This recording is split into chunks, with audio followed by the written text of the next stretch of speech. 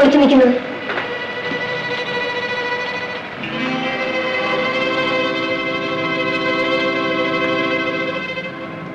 നിങ്ങൾ ആരാ? എന്തിനവിടെ വിളിച്ചു നിൽക്കുന്നത്? ആരെന്ന് പറയൂ. ഞാൻ പോലീസിന്റെ കയ്യിൽ നിന്ന് രക്ഷപ്പെടാൻ വേണ്ടി കയറിയതാണ്. വല്ല മോഷണമോ കൊലപാതകമോ നടത്തിയിട്ട് പൊളിക്കാൻ കിട്ടിയത് ഞങ്ങളുടെ വീടാണോ? അയ്യോ, ഞാൻ മോഷണമോ കൊലപാതകമോ അല്ല. പിന്നെ എന്തിനു പോലീസിനെ പേടിക്കുന്നു? അങ്ങനെ ഒരു ചുറ്റുപാടായിപ്പോയി. ഞാൻ ആരോടും ഒരു തെറ്റും ചെയ്തിട്ടില്ലമ്മേ. ദേവി ഇത് എന്നെ കുറച്ച് സമയം നിൽക്കാൻ അനുവദിക്കണം. വേണ്ടമ്മേ, ചേട്ടൻ അറിഞ്ഞാൽ നമ്മൾ എന്ത് മറുപടി പറയും? ശിക്ഷ അറിയിക്കാത്തവർ തന്നെ ശിക്ഷിക്കണമെന്നുണ്ടെങ്കിൽ അമ്മ എന്നെ പോലീസിൽ ഏൽപ്പിച്ചോളൂ. അമ്മയുടെ സ്വന്തം മകനെ പോലെ കരുതി എന്നെ വിശ്വസിക്കണം. ഞാനൊരു തെറ്റും ചെയ്തിട്ടില്ല. ദേവി തന്നെ വിശ്വസിക്കുമേ, ഞാൻ നിരപരാധിയാണ്. ഞാൻ കള്ളിയല്ല, ഞാൻ മോഷ്ടിച്ചില്ല. അമ്മേ, പോലീസുകാർ ഇങ്ങോട്ട് വരുന്നുണ്ട്. ഇങ്ങോട്ട് വന്നു.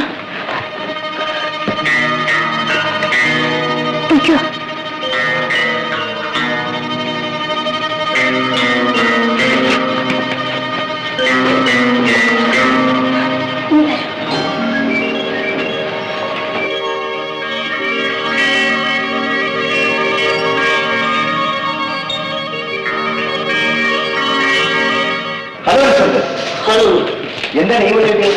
ഒരു പുള്ളി കയ്യിൽ നിന്ന് വിട്ടുപോയി. അത് ഇതുവഴിയാ വന്നത്. അകത്തുണ്ടോ ഒരു സംശയം. എന്റെ വീട്ടിലാണ്.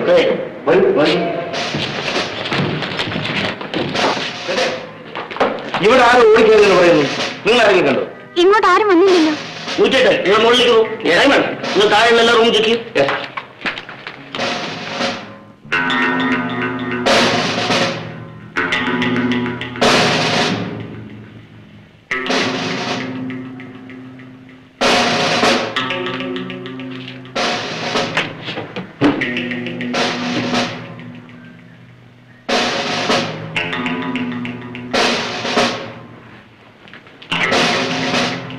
ഇതെന്റെ പൂജാമുറിയാണ്. അപ്പൊ അതിനകത്ത് ആരും ഇല്ലായിരിക്കുമല്ലോ. എന്റെ അയ്യപ്പ മാത്രമേ ഉള്ളൂ. അയ്യോ അയ്യപ്പൻ, അയ്യോ തെറ്റിപ്പോയി. അയ്യപ്പോ സ്വാമി ശരണം.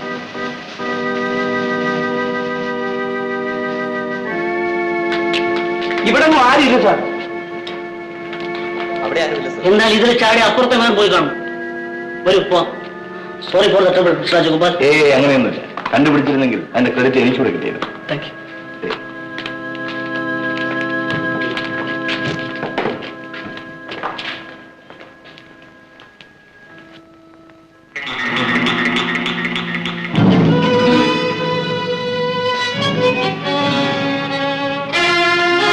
ഇതാരുടെ ഷൂസാണ്? അത് എനിക്ക് അറിഞ്ഞുകൂടാ.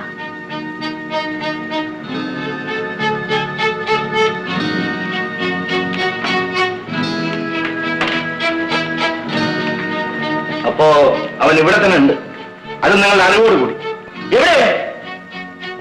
എവിടെയാണെന്നാണ് ചോദിച്ചത്?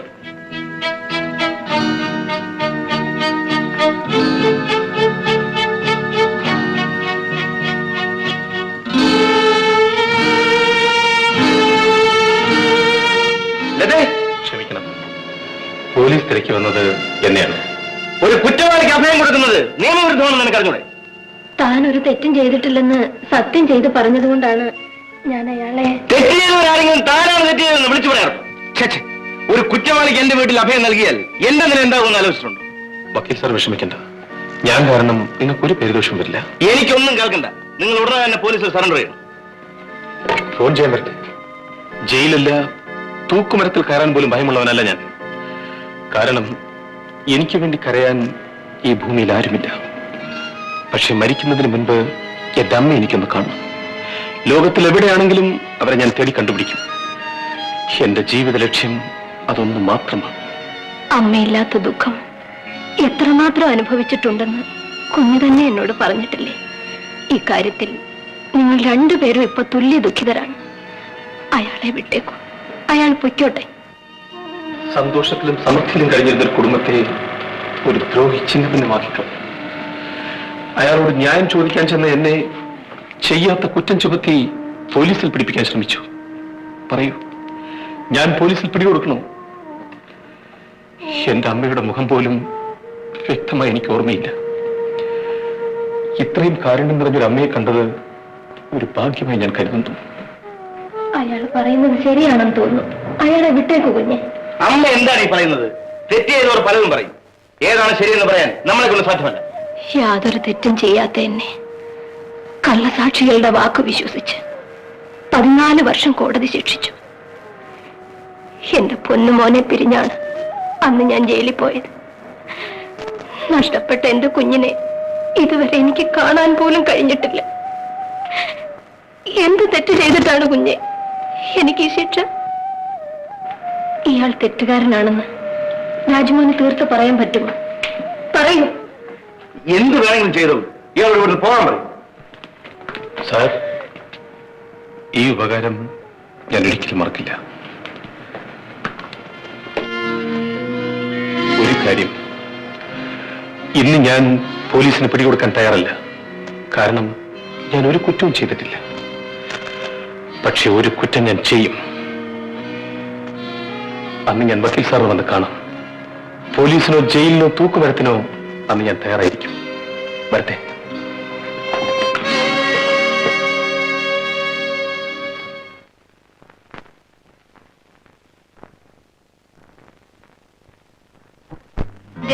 എന്റെ അച്ഛനെ കുറിച്ച് അനാവശ്യം പറഞ്ഞാലുണ്ടല്ലോ. പുറത്ത് ആളുകൾ അങ്ങനെ സംസാരിക്കുന്നു പറഞ്ഞപ്പം ഇവൾ എന്നോട് ദേഷ്യപ്പെടുക. ശാന്തി, ഇവൾ എന്താ ഈ പറയുന്നത്? വേണ്ട വേണ്ട, നീ എന്നോട് പിണങ്ങണ്ട. ഇല്ല, പിണങ്ങൂല. അങ്ങനെ വല്ലതുണ്ടെങ്കിൽ ഞാൻ കൂടി അറിയണ്ടേ?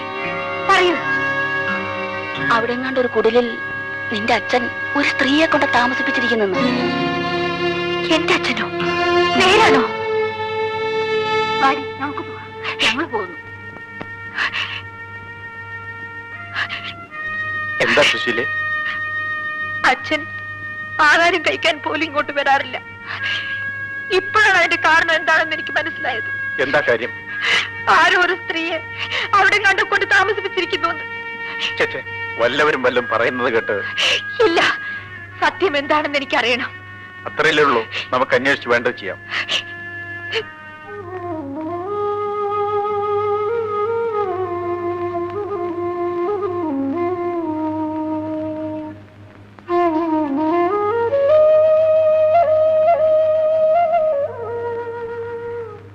കൊച്ചമ്മയോ? ഭവാനി കൊച്ചമ്മേ? ശങ്കരൻ നായരല്ലേ? അതെ കൊച്ചമ്മേ. ഈശ്വര, നിന്റെ ഒരു മായാവിലാസം. മരിച്ചെന്ന് കരുതിയ കൊച്ചമ്മയെ നീ തിരിച്ചു തന്നു. എന്റെ ബാബുമോന് അവന്റെ അമ്മയെ തിരിച്ചു കിട്ടി. എന്റെ ബാബുമോൻ എവിടെ? ശങ്കരൻ നായരെ പറയൂ. എന്റെ കൂടെ ഉണ്ട് കൊച്ചമ്മേ. വളർന്നു വലിയ ആളായി. കൊച്ചമ്മ എങ്ങനെ രക്ഷപ്പെട്ടു? ഇപ്പൊ എവിടെയാ? എല്ലാം പറയാൻ ശങ്കരൻ നായരെ. എനിക്ക് എന്റെ മോനെ കാണണം. ഇപ്പൊ തന്നെ കാണണം. അവൻ എവിടെയാണ്? കാണാൻ കൊച്ചമ്മേ. പക്ഷേ ഇപ്പോ എന്താ? എന്റെ മോൻ എന്തു പറ്റി? കൊച്ചമ്മേ, ബാബുമോൻ ചെയ്യാത്ത ഒരു കുറ്റത്തിന് ഒളിവിൽ കഴിയാണ്. എന്റെ മോൻ ചെയ്യാത്തൊരു കുറ്റത്തിന് ഒളിച്ചു കഴിയുന്നു. ശിക്ഷ അറിയിക്കാത്തവരെ ശിക്ഷിക്കണമെന്നുണ്ടെങ്കിൽ അമ്മ എന്നെ പോലീസിൽ ഏൽപ്പിച്ചോളൂ. ദൈവമേ, ഇതെന്ത് പരീക്ഷണമാണ്! ശങ്കരൻ നായരെ, ഞാൻ താമസിക്കുന്നത് ഒരു വക്കീലിന്റെ കൂടെയാണ്. ഒരു നല്ല മനുഷ്യൻ. എന്റെ മോൻ നിരപരാധിയാണെങ്കിൽ അദ്ദേഹം തീർച്ചയായും അവനെ രക്ഷിക്കും. എനിക്ക് എന്റെ മോനെ കാണണം. കൊച്ചമ്മ എവിടെയാ താമസിക്കുന്നെന്ന് പറഞ്ഞാ മതി. അവിടെ വന്ന് ബാബുമോൻ കൊച്ചമ്മയെ കാണും. ചെറുപ്പത്തിലേ എന്നെ വിട്ടു പിരിഞ്ഞു പോയ എന്റെ മക്കൾ ജീവിച്ചിരിപ്പുണ്ടോ ഇല്ലയോ എന്ന് ആലോചിച്ചു ഞാൻ എത്ര വേദനിച്ചു. ഒരുത്തനെ തിരിച്ചു കിട്ടി. അവൻ അമ്മയെന്ന് വിളിക്കുന്നത് കേട്ട് സന്തോഷിക്കേണ്ടതിന് പകരം ഹൃദയം പൊട്ടിക്കരയേണ്ടി വന്നിരിക്കുന്നു. പാവം, അമ്മയുടെ കഥ കേട്ടിട്ട് ഈ ലോകത്ത് ഒരു സ്ത്രീയും ഇത്രയും ദുരിതം അനുഭവിച്ചു കാണുമെന്ന് തോന്നുന്നില്ല. അവരുടെ മോനെ രക്ഷിക്കേണ്ടത് നമ്മുടെ കടമയാണ്. അന്ന് എന്റെ നെറ്റിയിൽ മുറിവേറ്റപ്പോ കുഞ്ഞിനെന്നോട് സഹതാപം തോന്നി. ഇന്നെന്റെ ഹൃദയത്തിലാണ് മുറിവേറ്റിരിക്കുന്നത്. എന്തുകൊണ്ട് കുഞ്ഞിനത് മനസ്സിലാക്കാൻ കഴിയുന്നില്ല? ഒരു കാര്യം സത്യമാണ്, എന്റെ മോൻ എന്തെങ്കിലും സംഭവിച്ചിട്ടുണ്ടെങ്കിൽ ഞാൻ ജീവിച്ചിരിക്കില്ല. ബാബുവിനെ നേരിട്ട് കണ്ട് സംസാരിച്ചാൽ ഒരു പക്ഷേ അയാളെ രക്ഷിക്കാൻ കഴിയില്ലേ? എനിക്കിന്നു മുതൽ ആർക്കു വേണ്ടിയും വാദിക്കാൻ കഴിയില്ല. എന്താണ് ഈ പറയുന്നതിന്റെ അർത്ഥം? വാദിക്കാൻ കഴിയില്ലെന്നോ? അതെ, നാളെ മുതൽ ഞാൻ കോടതിയിൽ പോകുന്നത് ഒരു വക്കീലായിട്ടല്ല, എന്നെ ഒരു ജഡ്ജായി നിയമിച്ചിരിക്കുക. അപ്പൊ എന്റെ മോൻ നിയമത്തിന്റെ കൈകളിലാണ്.